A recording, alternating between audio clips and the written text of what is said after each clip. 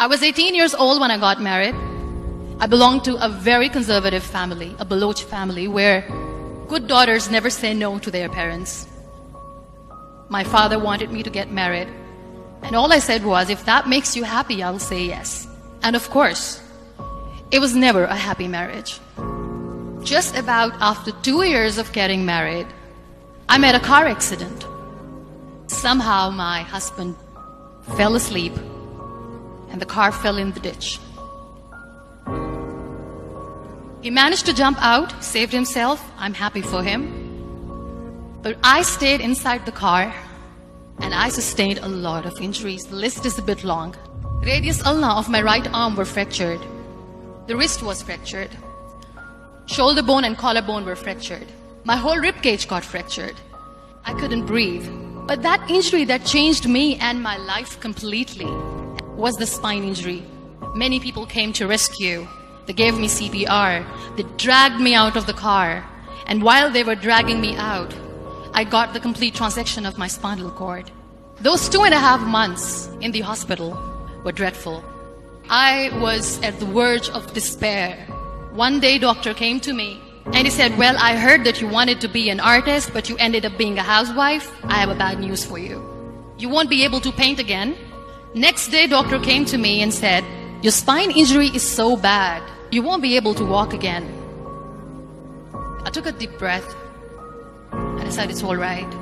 The very next day, doctor came to me and said, because of your spine injury and the fixation that you have in your back, you won't be able to give birth to a child again. That day, I was devastated. And that is where I started to question my existence. Why am I even alive? One day, I asked my brothers, I know I have a deformed hand, but I'm tired of looking at these white walls in the hospital and wearing these white scrubs. Bring me some colors, bring me some small canvas. I want to paint. So the very first painting I made was on my deathbed, where I painted for the very first time. What an amazing therapy it was. Without uttering a single word, I could paint my heart out. I could share my story. People used to come and say, what lovely painting. So much color. Nobody could see the grief in it. Only I could. And that day I decided that I'm going to live life for myself. I am not going to be that perfect person for someone. I am just going to take this moment and I will make it perfect for myself. That I'm going to fight my fears. I wrote down one by one all those fears, and I decided that I'm going to overcome these fears one at a time. You know what was my biggest fear? Divorce. But the day I decided that this is nothing but my fear, I liberated myself by setting him free. And I made myself emotionally so strong that the day I got the news that he's getting married, I sent him a text that I'm so happy for you and I wish you all the best. And he knows that I pray for him today. Number 2 was, I won't be able to be a mother again. And that was quite devastating for me. But then I realized there are so many children in the world, all they want is acceptance. So there is no point of crying, just go and adopt one. And that's what I did.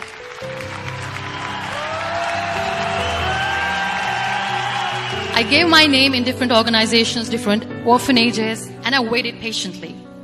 2 years later, I got this call from a very small city in Pakistan. I got a call and they said, are you Muniba Mazari? There is a baby boy and would you like to adopt? I could literally feel the labor pain. I said, yes, I am going to adopt him. I am coming to take him home.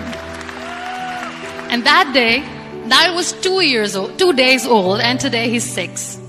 You know, when you end up being on the wheelchair, what's the most painful thing? People think that they will not be accepted by the people because we, in the world of perfect people, are imperfects. So I decided to appear more in public. I started to paint.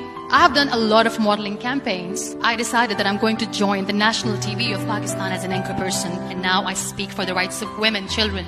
I was featured in BBC 100 Women for 2015. I'm one of the Forbes 30 under 30 for 2016. So when you accept yourself the way you are, the world recognizes you. It all starts from within. We have this amazing fantasy about life. This is how things should work. This is my plan. It should go as per my plan. If that doesn't happen, we give up. I never wanted to be on the wheelchair. Never thought of being on the wheelchair.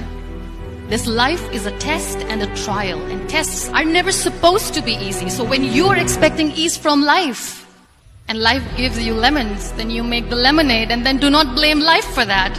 It is okay to be scared. It is okay to cry. Everything is okay, but giving up should not be an option. They always say that failure is not an option.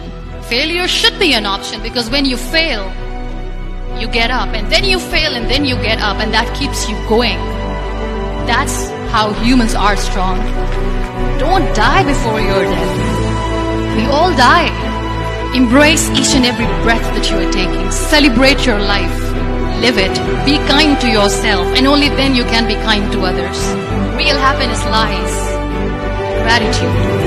So be grateful, be alive, and live every moment.